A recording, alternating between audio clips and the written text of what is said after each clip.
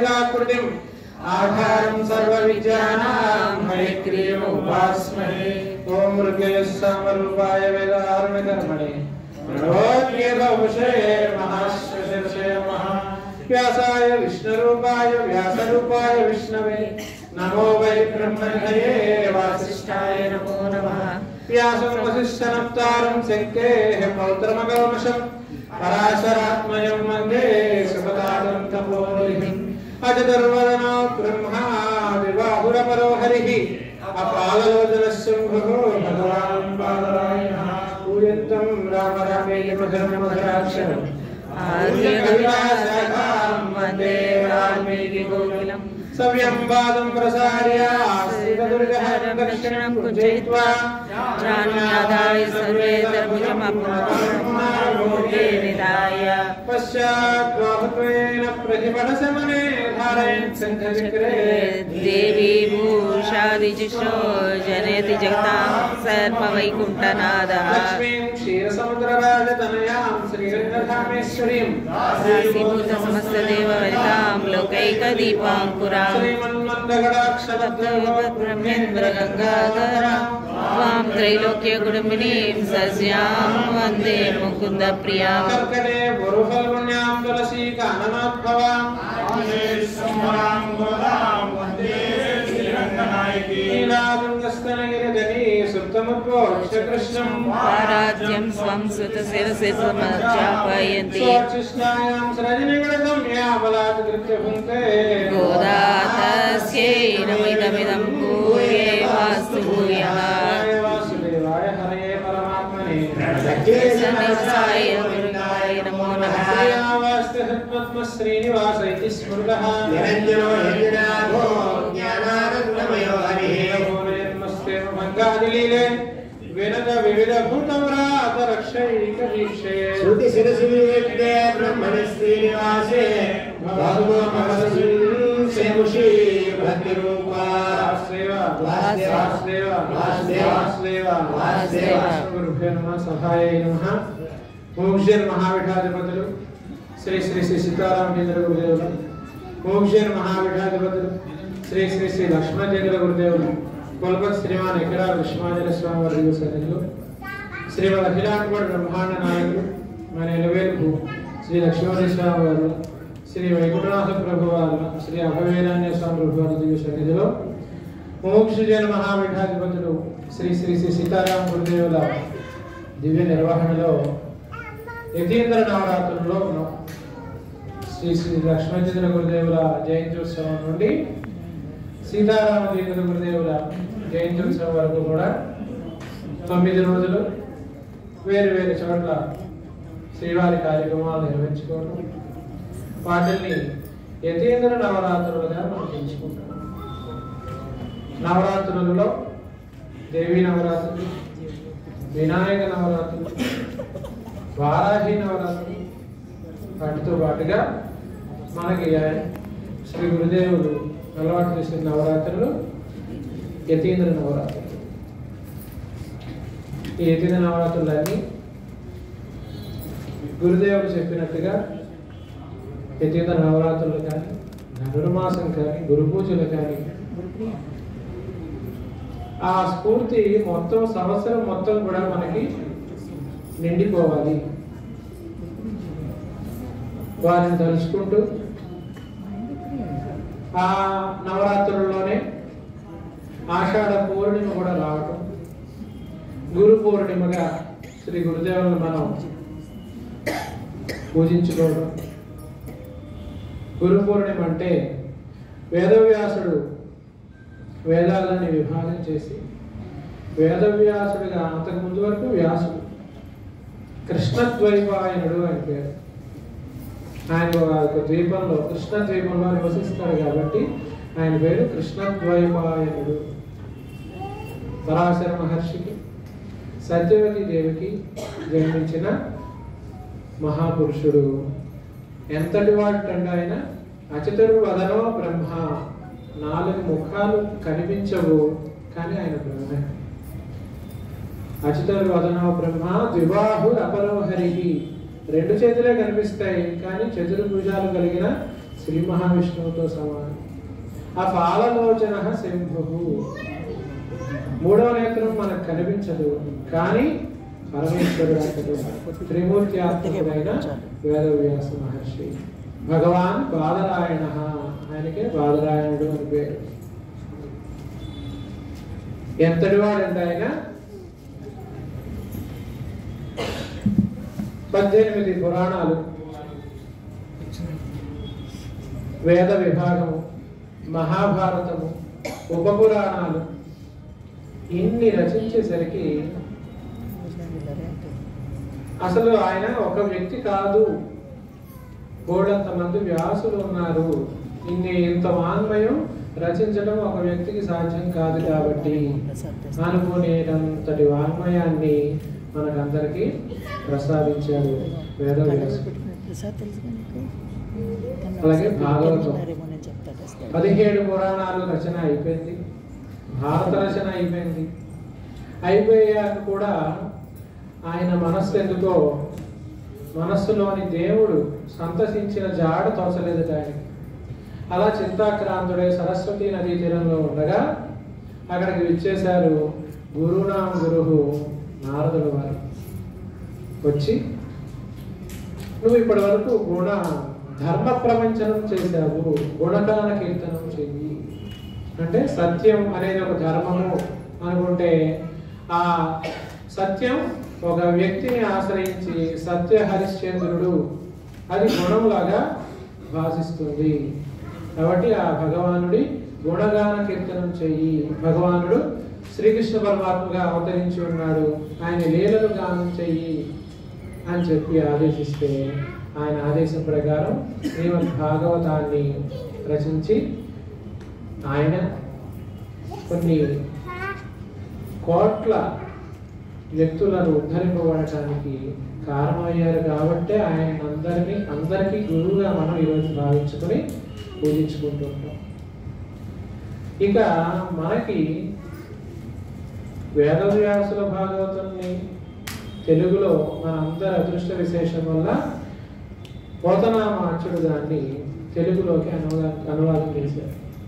అందులోనే చెప్పుకుంటారు ఆయన, నన్నయ్య తిక్కనాథులు నా పురాకృత విశేషం వల్ల భాగవతం ఒకదాన్ని తిరిగించలేదు, నాకు అదృష్టం పట్టేలాగా చేశారు. దీన్ని తిరిగించి నేను పునర్జన్మ లేకుండా చేసుకుంటాను అన్నారు ఆయన. ఆయనే కాదు, మన అందరికీ కూడా లేకుండా చేసే దోవ వేశారు పోతనామాచ్యుడు. అలాంటి భాగవతాన్ని శ్రీ గురుదేవుల ఆదేశం ఏమంటే, తెలుగు భాగవతం చదవటం రాని తెలుగు వారు ఉండరాదు. భాగవతం సంగతి దేవుడు ఎరిగిందండి, మామూలు తెలుగు చదవటమే కష్టంగా ఉంటుంది. ఇక భాగవతం దాకా వెళ్ళారు. గురుదేవులు చమత్కారంగా చెప్తుండేవారు, కొన్నాళ్ళు పోతే ఇచ్చట తెలుగు మాట్లాడుట నేర్పించబడదు అని చూస్తాం మనం, ఇలాగే కనుక నిద్రపోతూ ఉంటే. కాబట్టి ఎందుకంటే భాష చాలా చాలా ముఖ్యమైనది. తెలుగు నేర్చుకోకపోతే ఏమవుతుందండి? ఇప్పుడు అంతా కూడా విద్యా మాధ్యమాలను కూడా మనం ఆంగ్లంలోకి మార్చేసుకుంటాం. కానీ మీరు గమనిస్తే భౌతికమైన ఉన్నతి ఎప్పుడు కూడా భాష మీద ఆధారపడి ఉంటుంది. మీరు గమనించండి, కొన్ని దేశాలు ఉన్నాయి, ఆ దేశాలలో ఈ సెల్ ఫోన్లు కానీ కంప్యూటర్లు కానీ ఇంగ్లీష్లో ఉండవు, కొరియన్లోనే ఉంటుంది, జపనీస్లోనే ఉంటుంది, చైనీస్లోనే ఉంటుంది. వాళ్ళు ఇంగ్లీష్లో ఉండవు. వాళ్ళ మన ఫోన్లోనే లాంగ్వేజెస్ అని కొడితే వస్తాయి 306 చైనీస్, జపనీస్ అని. తెలుగు ఎక్కడో చివరో ఈ మధ్య కాలంలో వచ్చింది. అంటే వాళ్ళు చైనీస్లో ఉంటేనే మేము వాడతాము, మనకు ఆ పట్టింపు లేదు, ఆ గొడవ లేదు. ఏ భాషలో ఉన్నా ముందు మన పని కావాలి ముఖ్యం కాబట్టి అని ఆ పట్టింపు ఉండాలి. ఉన్నప్పుడే మనకి భౌతికమైన ఉన్నతి కూడా లభిస్తుంది. కాబట్టి ఆ తెలుగు ఆయన చెప్తారు, తెలుగు భాగంలో ఎలా రాశాడంటే, రాస్తూ గంటాన్ని మధ్యలో పంచదారలో అద్దె రాసేదేమో అంటారు జంజాల బాబాయ్ శాస్త్రి గారు. అంతటి మధురంగా ప్రతి ఘట్టము ఏ ఘట్టం తీసుకున్నా ఆహ్లాదంతో పాటుగా మన జన్మ తరించే మార్గాన్ని కూడా ఆ ఘట్టాలలో పొందుపరిచారు పోతనామాచుడు. కాబట్టి ఆయన అంత దర్శనం అనుష్ఠానం ఉంది కాబట్టి అదంతా కూడా భాగవతంలో నిక్షిప్తం చేశారు. మనకి దాని విలువ తెలుసుకుని మనం వెనకటికి ఒక కథ చెప్తారు విలువ తెలుసుకోవటం అంటే. బ్రహ్మాండమైన ఒక తాతగారి దగ్గర పెద్ద వజ్రం ఉంది. ఉంటే ఆ వజ్రం తాత దీని విలువ ఎంత అన్నాడు. నువ్వే కనుక్కురారా అన్నాడు. బయలుదేరేసరికి మొట్టమొదట ఒక కూరలు దుకాణంలోకి వెళ్ళి దీని విలువ ఎంత ఉంటుంది, ఎన్ని కూరలు ఇస్తారు అటు ఇటు చూసి ఒక 2-3 రోజులు కూరలు ఇవ్వచ్చేమో దీనికి. ఇంకొంచెం ముందుకు వెళ్ళాడు, ఇంకొంచెం పెద్ద దుకాణాలు చూశాడు. అరే ఇది చాలా విలువైంది, ఒక 1 రోజుల పాటు నీకు ఆహార పదార్థాలు ఇచ్చేయించాలి.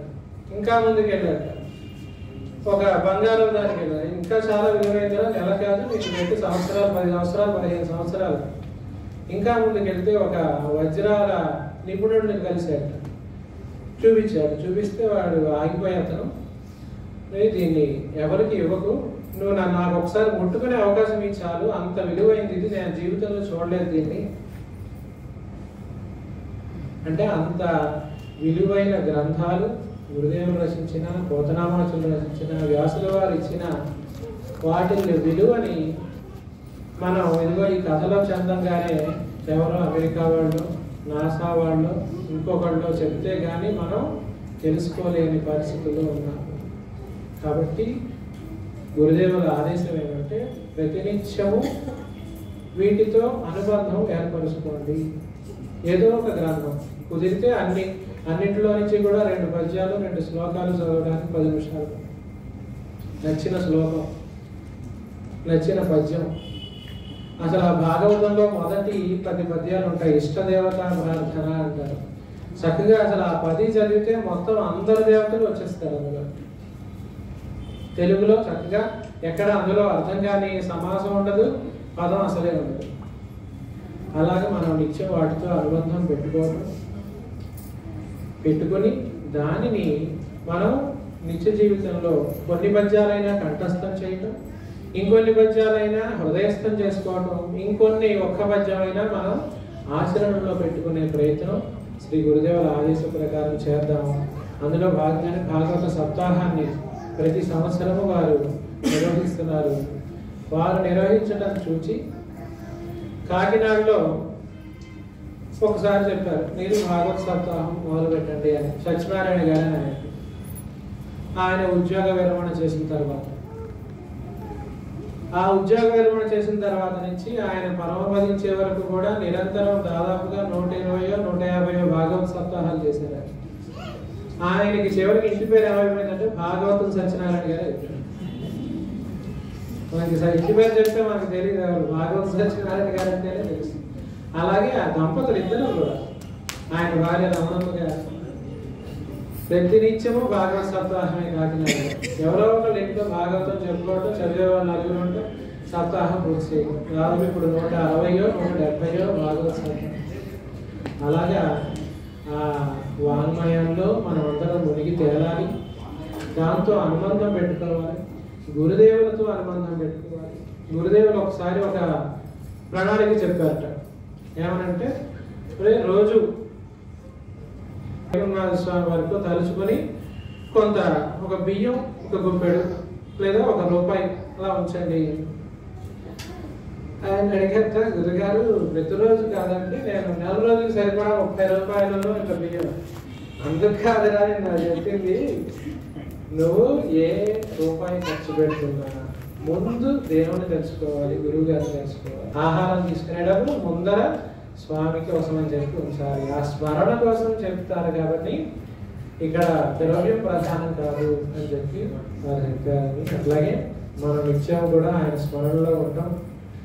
వారు చెప్పిన మంత్రాలే, స్మరణ ఉన్నంత వరకు మరణం ఉండదు, స్మృతి ఉన్నంత వరకు మృతి ఉండదు, నిర్భయం నిశ్చింత, ఆరోగ్యం బ్రహ్మాండంగా ఉంది. ఇవే మనకి వారు ఇచ్చిన మంత్రాలు. ఆ మంత్రాలను మనం నిత్యం మననం చేసుకోవటం, వారు ఇచ్చిన ఆదేశాలని, వారి జీవితాన్ని మనకిచ్చారు కదండి. వారి జీవితాల్లో ఏ మహానుభావులైనా కానీ వారి కోసం అంటూ ఏమీ పేజీలేమీ లేవు. మొత్తం జీవితం అంతా కూడా ప్రతి క్షణం అందరికీ వినియోగించడానికే. ఫోన్లలో కానీ, మాటల్లో కానీ, కార్యక్రమాల్లో కానీ ఒకటే ధ్యాస, ఒకటే ధ్యానం. వీళ్ళందరూ గ్రహించాలి. ఒక్కొక్కసారి కేంద్ర లేఖల్లో వారు చెప్తారు,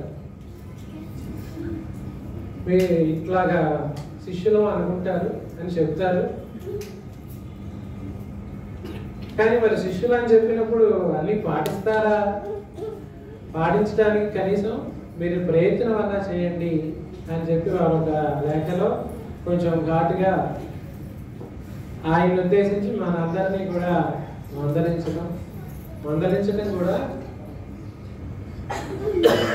చాలా ఆనందంగా చెప్పుకుంటారు. నాన్న లక్ష్మణదేవుడు నాన్నని మ్యాక్సిమం కేకలేసింది నాన్నని. ఎంత కేకలేయటం అంటే 100 మంది మధ్యలో నుంచోబెట్టి, మనిషిగా పశువు, అన్న తింటావు గడి తింటావు అలా అనొచ్చా? నిజానికి మాట అనలేదు, తెలుసు చుట్టుపక్కల ఉన్నారు. అయినా ఈయన మాట్లాడలేదు, ఆయన మాట్లాడటం అమరలేదు. ఒక గంట సేపు కేకలేశారు. గంట కేకలేసిన అయిపోయిన తర్వాత పక్కన ఉన్న ఆయన అడిగారు,